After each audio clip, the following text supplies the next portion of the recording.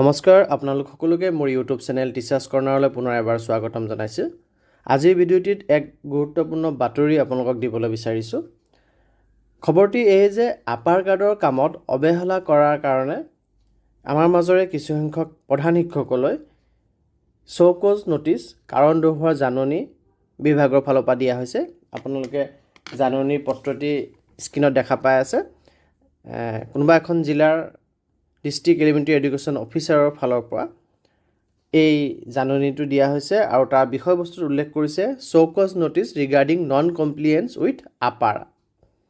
আৰু ইয়াতে উল্লেখ কৰিছে যে it has come to our notice that you have not adhered to the stipulated guidelines and deadlines associated to the APAR process. Guideline আৰু যি deadline দিয়া আছিল, সময়সীমা বান্ধি দিয়া আছিলে আৰু যি নিৰ্দেশনাৱলী আছিলে তাৰ লগত আপুনি মানি চলা নাই।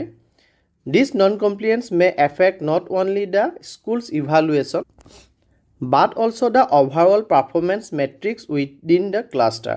আৰু আপুনি এই যি অৱহেলা কৰিছে মানি চলা নাই, ই স্কুলখনৰ মূল্যায়নৰ লগতে ক্লাষ্টাৰটোৰ অভাৰঅল পাৰফৰ্মেঞ্চতো প্ৰভাৱ পেলাইছে বা পেলাব পাৰে।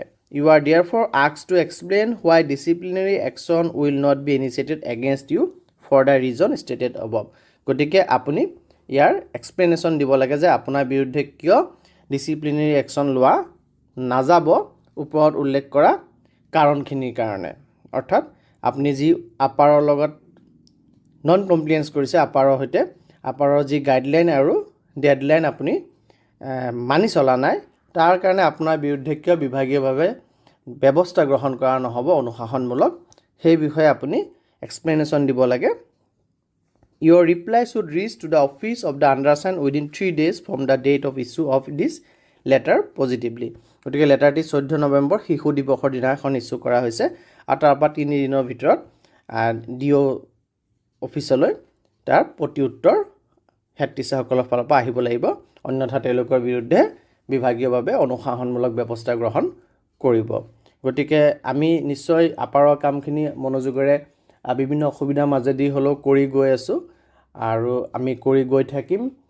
তাতে বহুখিনি অসুবিধা আছে আপাৰ জেনেৰেট কৰিব, যাতে নামৰ ভুল থাকিলে বা স্পেলিঙত কিবা খেলি মেলি থাকিলেও আপাৰ জেনেৰেট নহয় বা মোবাইল নাম্বাৰটো ক্ষেত্ৰতো কিছু অসুবিধা হয়, সেইখিনি আমি নিশ্চয় আমাৰ হাততে আছে, আমি শুধৰাই পেলাই ঠিক কৰি লৈ পেলাই কৰিব পাৰোঁ।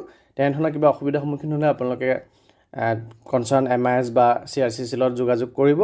কিন্তু কামখিনি অৱহেলা কৰিলে এনেধৰণৰ বিপদৰ সন্মুখীন হ'ব পাৰোঁ। গতিকে বাতৰিটো আপোনালোকক অৱগত কৰালোঁ। ধন্যবাদ।